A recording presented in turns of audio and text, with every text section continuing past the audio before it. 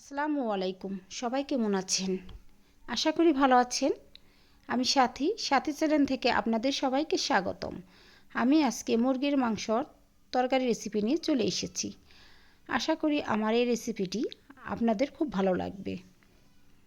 তো প্রথমে যারা আমার ভিডিও দেখবে অবশ্যই একটি লাইক দিয়ে ভিডিওটি দেখা শুরু করবে।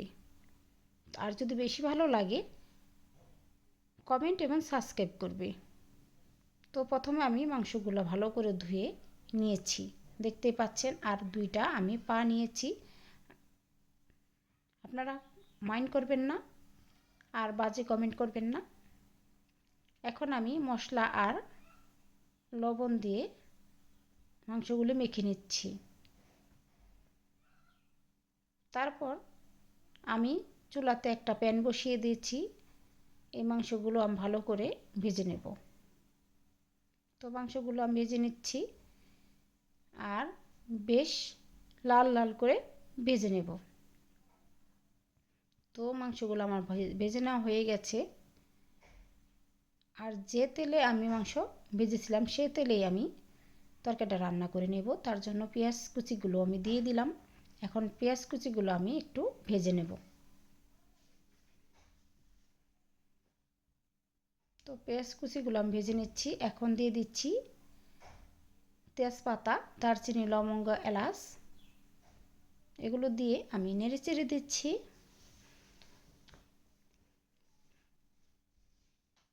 তারপর দিয়ে দিলাম আদা রসুনের পেস্ট।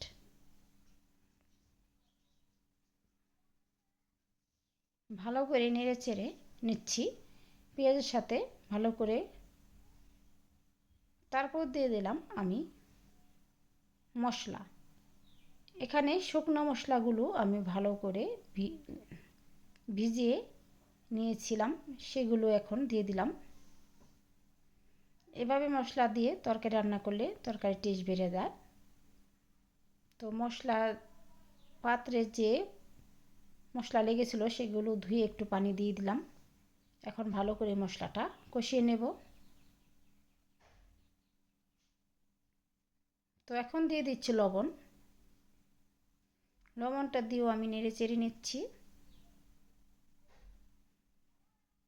এখন দিয়ে দিব যে মাংসগুলো আমি ভেজেছিলাম সেগুলো দিয়ে দিচ্ছি।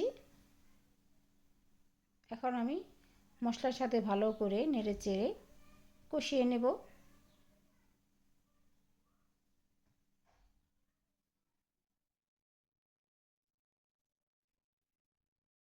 বারবার নেড়ে চেড়ে দিলে কি হয়, কোথাও লেগে যায় না। তাও বারবার নেড়ে চেড়ে দিচ্ছি। এখন দিয়ে দিব সস। সস দিয়ে আমি নেড়ে চেড়ে দিচ্ছি।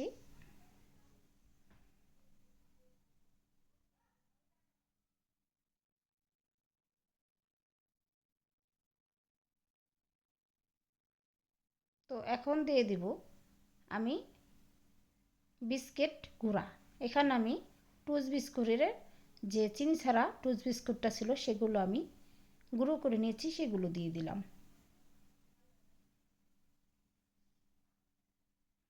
আর এখন দিয়ে দিয়েছি লিকুইড দুধ। আপনারা চাইলে এখানে প্যাকেটের দুধটাও ব্যবহার করতে পারেন।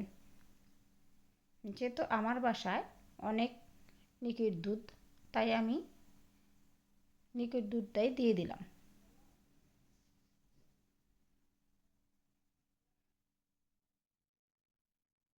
এখন নেড়ে চেড়ে কষিয়ে নেব। তারপর দিয়ে দিলাম পরিমাণ মতো পানি।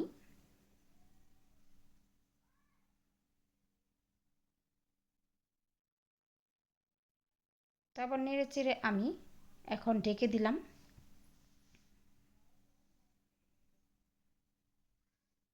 এখন যে কাঁচামরিচগুলো ছিল সেগুলো আমি দিয়ে দিলাম।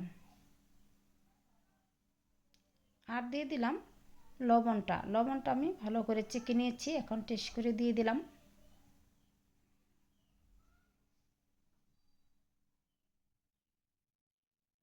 আমার তরকারিটা রান্না প্রায় শেষ। এখন আমি দিয়ে দিলাম ভাজা জিরে গুঁড়ো।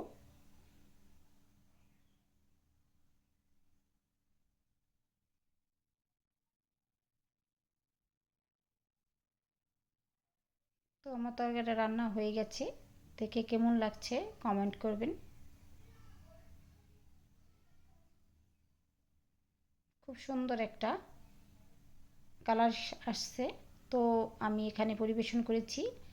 আর আপনারা চাইলে এখানে ধনিয়া পাতাটা নাও দিতে পারেন, পেঁয়াজের বেরেস্তাটা দিতে পারেন, আমি ধনিয়া পাতা দিলাম। তো সবাই ভালো থাকবেন, সুস্থ থাকবেন, আর আমার চ্যানেলটি সাবস্ক্রাইব করবেন।